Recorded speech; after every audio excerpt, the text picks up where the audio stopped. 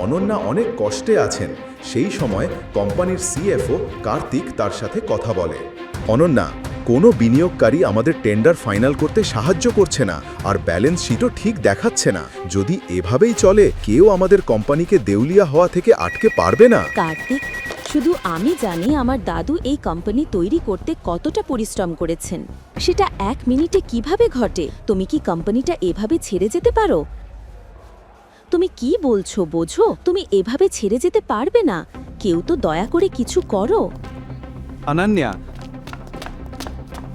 তোমার দাদা একবার আমাকে পুরনো এক শক্তিশালী সহযোগীর সাথে যোগাযোগ করিয়ে দিয়েছিলেন। আমি কি তাদেরকে বিনিয়োগ করার জন্য বলি?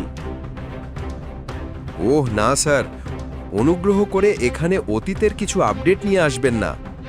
এই সংবাদ শুনলে কেউই আমাদের কোম্পানিতে বিনিয়োগ করবে না। কার্তিক, তোমার প্ল্যানটা শুনি।